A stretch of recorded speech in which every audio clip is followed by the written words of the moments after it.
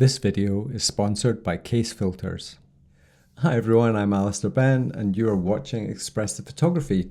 In this week's video, I want to look at the reason why people hate your photography and when you should care. We've all been there. We've posted an image on social media that we really like and it's been ignored, or at worst had even terrible feedback. Or for people who are members of camera clubs, they've submitted images for competitions and it's been absolutely hammered by a photography judge.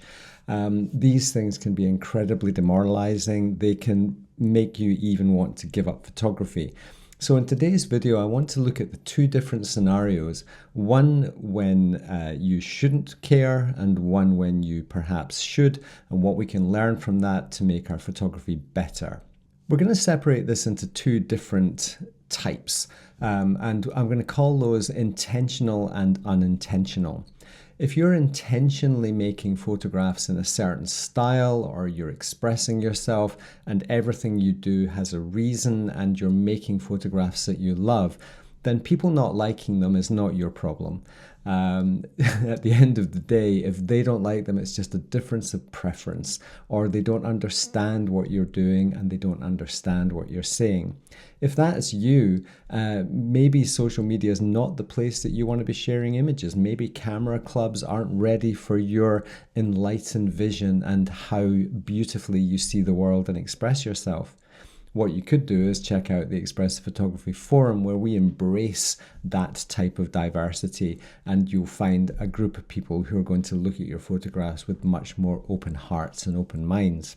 If we dive into my Lightroom catalog here, I've been making photographs that I like and I love for years. I mean, this one goes back to 2011, and I wasn't thinking about an audience. I wasn't thinking about trying to please anybody.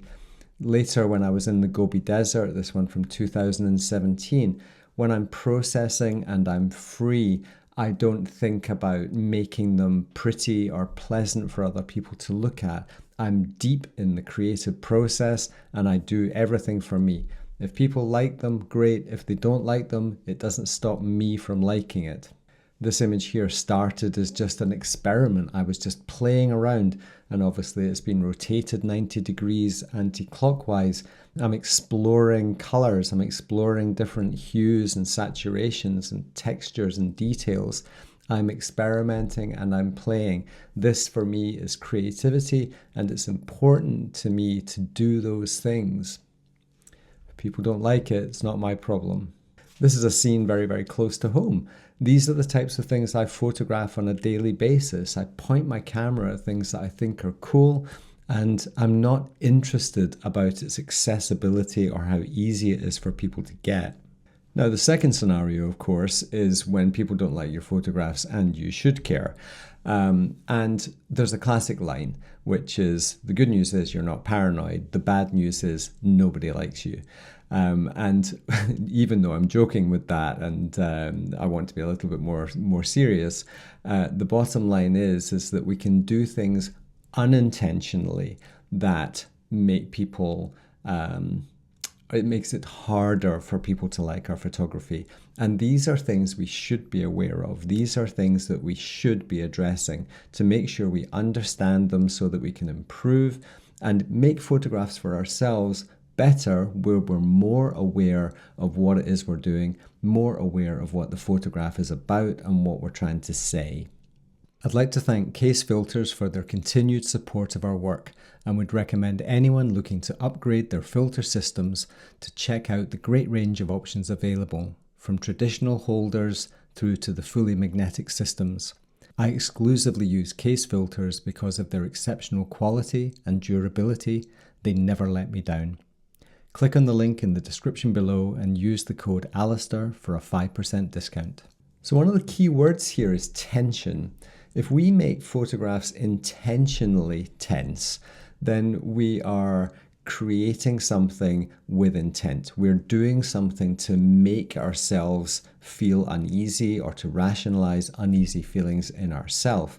Here's a photograph I made a few years ago, again, very, very close to home, and I intentionally left in this out of focus stuff on the top right-hand corner here I showed it to my wife before we started recording this video, and she was repelled by it. It was just, I don't want to look at that. I don't want to see it.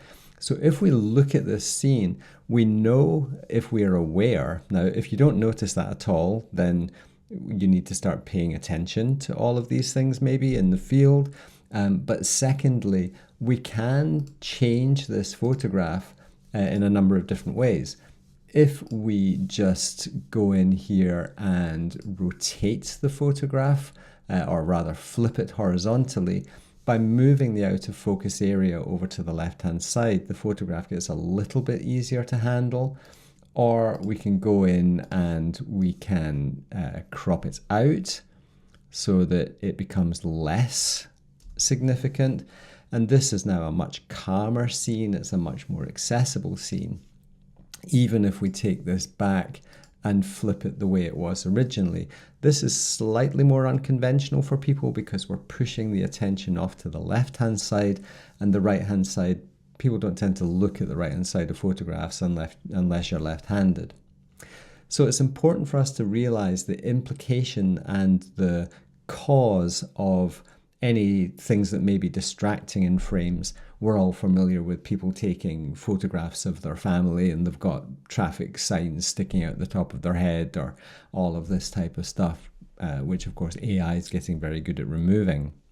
So we can have unintentional things that happen in the capture phase, and then we have to be really, really aware of, are we causing problems for ourselves up front, or could we be a little bit tidier and a little bit smarter?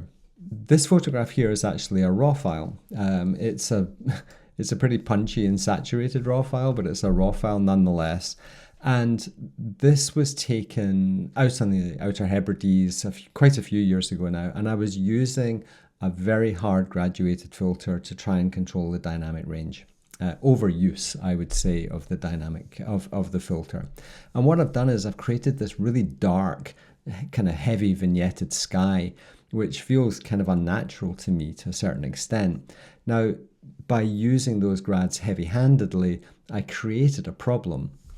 And what we can do is we can either run with that and make the image black and white, for example, and black and white photography is usually more acceptable for things like vignetting, purely because it's kind of an aesthetic thing that's become normal.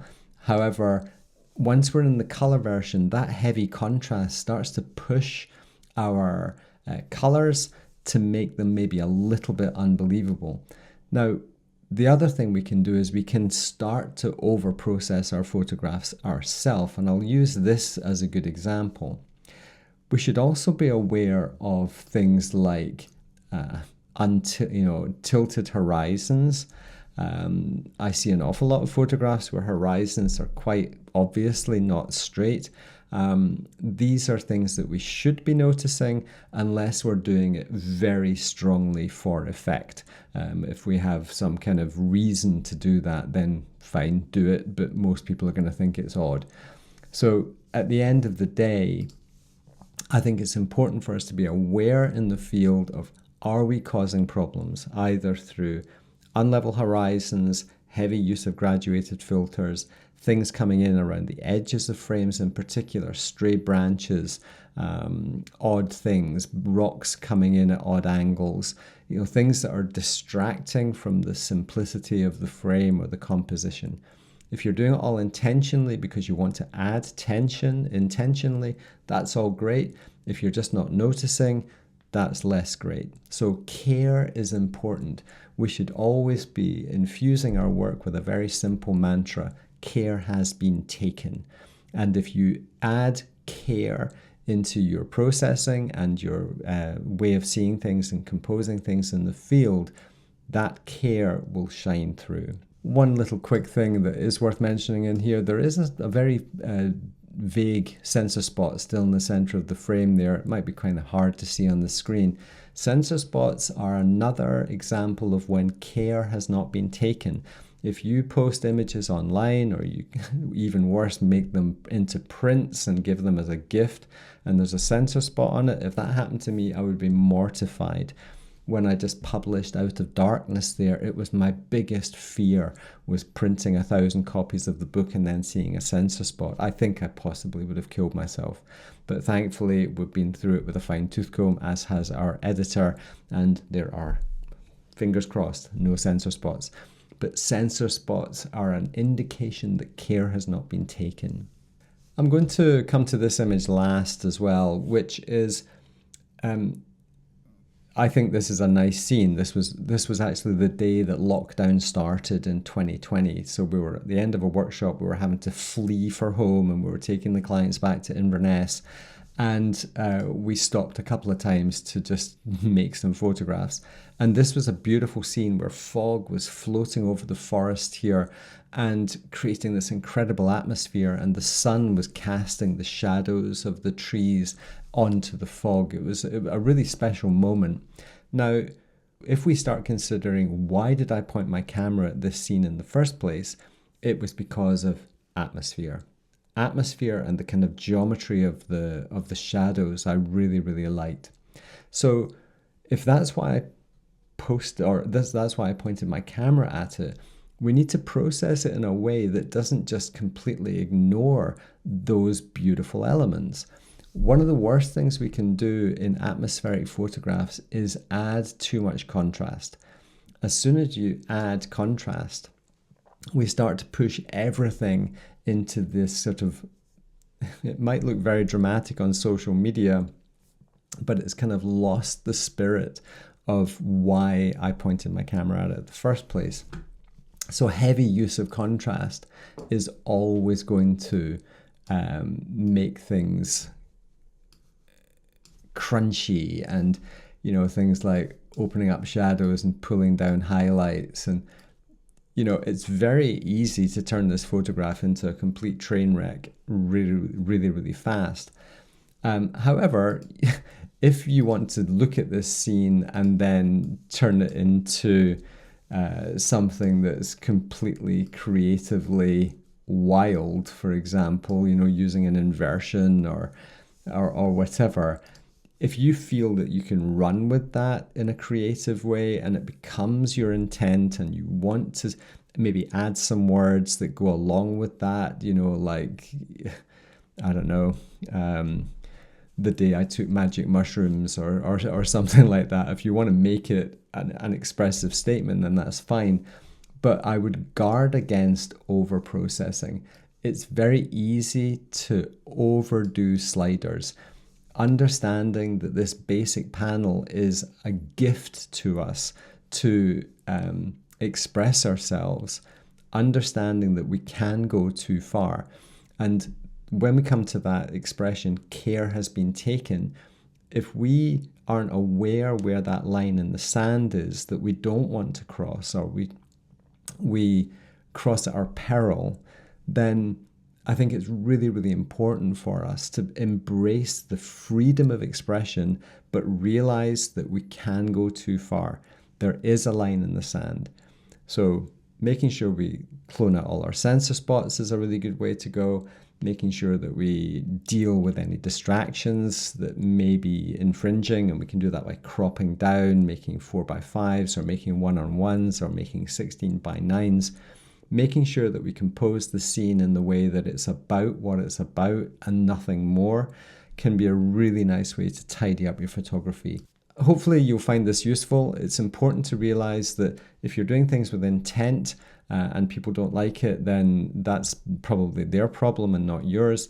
If you're doing things unintentionally because of lack of awareness, not taking care, or over-processing, creating problems for yourself, then that is where we can start tidying up our process to make our images just a little bit better in terms of how we express ourselves. Thank you very much for watching. Click on the link in the bottom of the description for case filters. I use them all the time. They were used on this scene here and many of the other photos, as was mentioned at the time in the image details there. And if you haven't already done so, maybe check out a copy of my book. It's the thing I'm most proud of that I've created so far in my life. So fingers crossed you would also enjoy that. The feedback has been amazing. Thank you very much for supporting the channel. We really, really appreciate that. The old thumbs up and clicking the bell notification and subscribing is a really, really good way to help the channel and for us to grow our audience. Bye for now, and I hope you are good wherever you are. Bye.